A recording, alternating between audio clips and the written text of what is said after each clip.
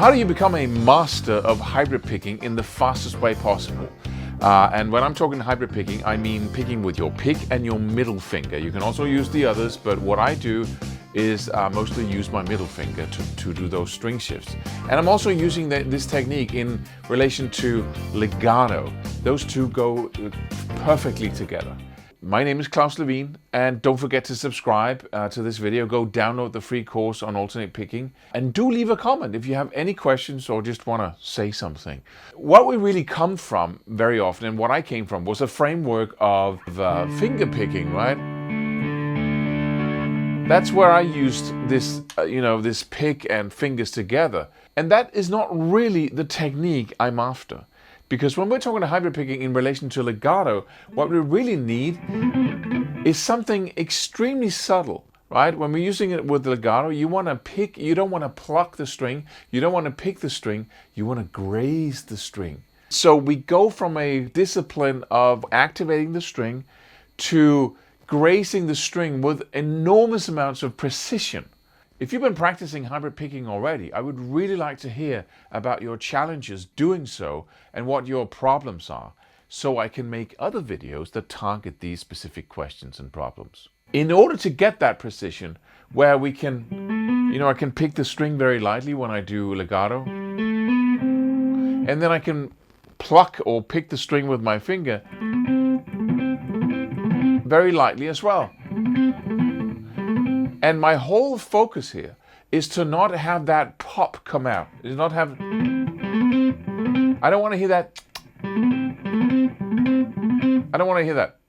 I want all of the notes to be completely even when we're talking legato. And that is a challenge that we need to practice like its own thing. To make matters worse, it's also different from string to string. It's very, very different. So what do we do about it? Well, first of all, we use focused practice to make just that one thing happen. Instead of just practicing hybrid picking licks or legato licks, we focus on that in particular.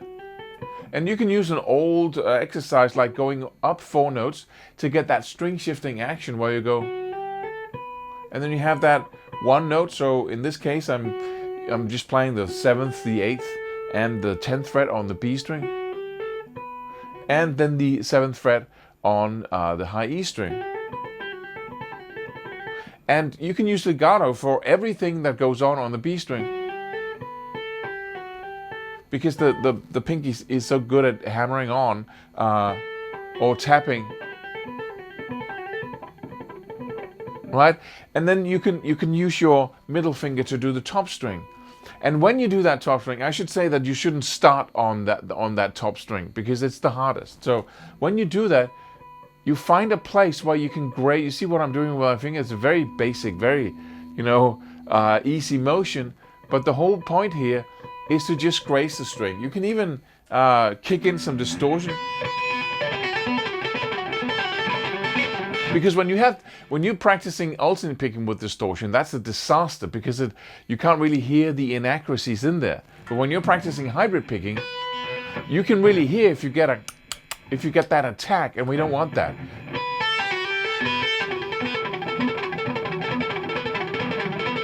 Right, so you can really meditate on just that note, B, B, B in that lick, right?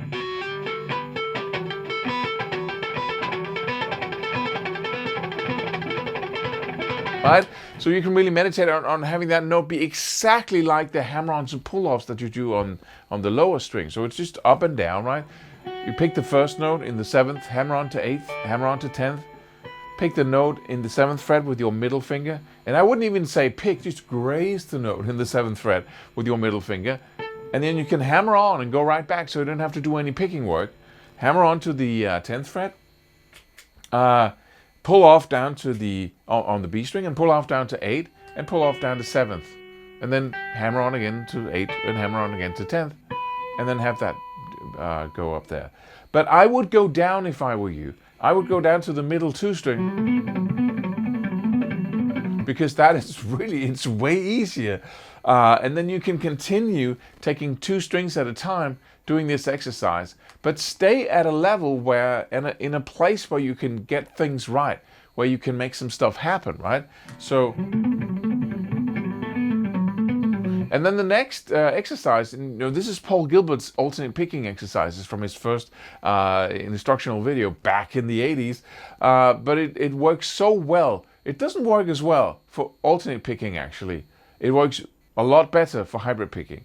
I'm not going to go into why it doesn't work for alternate picking. It's simply too hard. It's too many challenges in one little lick at one time, unexpectedly. But for hybrid picking, it's not. So, right? And then I double the string shifting.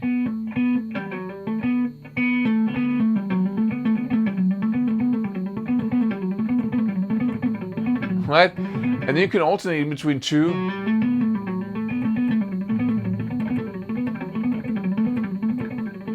And go back and forth between 1 and 2. That's an excellent exercise.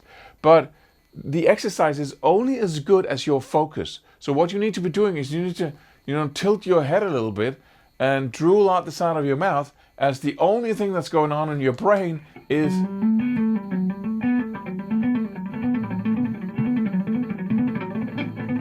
and you only have one focus. You focus on the feeling in the finger, on the fingertip, and you focus on the sound that's coming out. But then gradually you're actually able to practice only with the feeling. So now you can slouch back on the couch and watch, 2 movies or films with your better half or your significant other or your friend, and then just go, because now you know the feeling in your hand. You've been listening to the sound, right, and you know the feeling, so you're coupling these two, the feeling and the sound, and you know exactly where you should be. So I can practice this without being able to hear what I'm doing. I can just feel whether or not that hybrid picking action is just right. And I don't need you to go fast. I need you to go accurate, right? That's your task. Do not go fast. You can always build speed, and as you build precision, you get faster and faster because it becomes easier and easier. So speed follows naturally. If you're pushing for speed, what you're really doing is that you are making a lot of mistakes. You're not really picking the string, and you get frustrated because what you're building is a crappy technique. Because what you get good at is what you repeat. And if you're making a lot of mistakes all the time, then that's what you become good at, right? And you can't clean your technique up later. People who say, I'm just going to clean it up later. Well, yeah, if you haven't got time to do it right now, then just tell me when you have time to do it over. Because that's how it is. For every repetition you do where you make mistakes, even though you don't need to, is a programming bit that you have to do over. It's like giving a dog a treat for doing the wrong thing, and I can guarantee you that dog is going to try 100 times to get that treat by doing the wrong thing, a thing you don't want. Right? The same thing goes here. If you make one mistake, I can guarantee you need to make the stuff right. You need to have 10 repetitions of doing it right to make up for that programming of the wrong thing when you're doing things in a loop like this, right? So practice with a focus on total precision and do not make mistakes, because you don't have to. Why would you? So those are the words. Don't forget to subscribe. Don't forget to, Don't forget to go download the free video here, the free course, 1-hour course on alternate picking. It really is such a good course that will get you on the straight path towards alternate picking mastery. See you in the next video here on YouTube.